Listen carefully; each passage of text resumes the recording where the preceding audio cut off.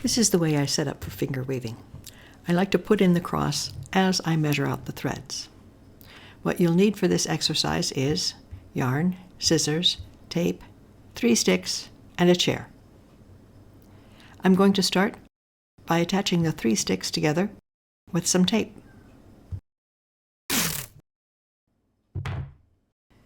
The 3 sticks,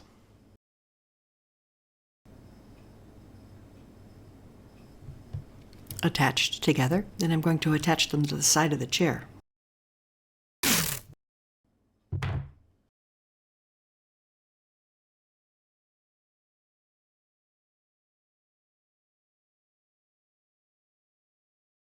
Then I take my yarn and I'm going to tie it to the opposite side of the chair. I tie it here. This is a bow knot, like half a shoelace knot. Just like that. And then I bring the yarn over to this side, through the sticks, in front of the first one, behind the second, in front of the third stick. So it looks like this. In front, behind, in front. And then I go around the chair. On my second pass through the sticks, I'm going to go behind, in front, and behind. So it now looks like this. I go around a third time, and the third pass over the sticks, I go in front, behind, in front. So it looks like this. I'm setting up my cross as I go. You might think of this as weaving through the sticks. I take the yarn around 9 times. I make 9 passes through the sticks. So it looks like this. I check to make sure I pass the yarn correctly through the sticks, alternating the manner in which I place them. After 9 passes, I bring the yarn back around to the seat of the chair, and I'm now ready to cut the yarn. The start and end of the warp is here. I want to think about leaving enough space for the fringe at the end of my piece, the fringe that secures the work. I also want to be sure I leave enough space to tie a knot in my warp. When I cut, I consider 3 groups.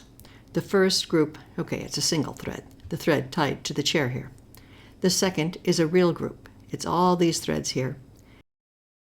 And the third thread to think about is the end thread, the one that's attached to the ball of yarn.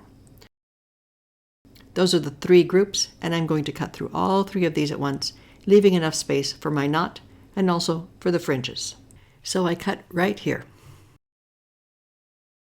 This I consider loom waste. It's difficult to avoid this little bit of waste.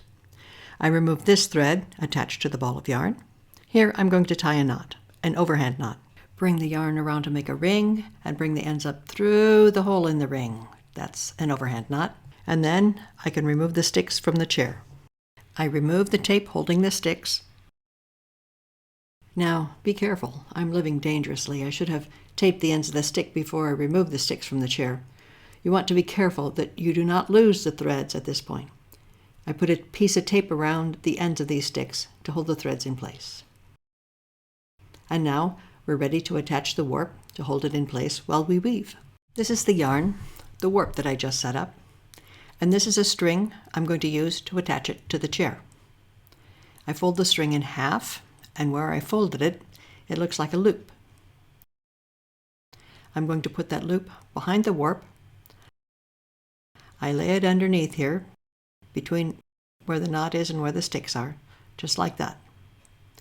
Then I'm going to take these ends, and I'll pass these ends through the loop. Put the ends through the loop. I pull gently, gently. Bring the full length through to make a lark's head knot. That will hold my warp securely. The other ends here, I'll attach these ends to the chair. I want to work at the top of the chair back.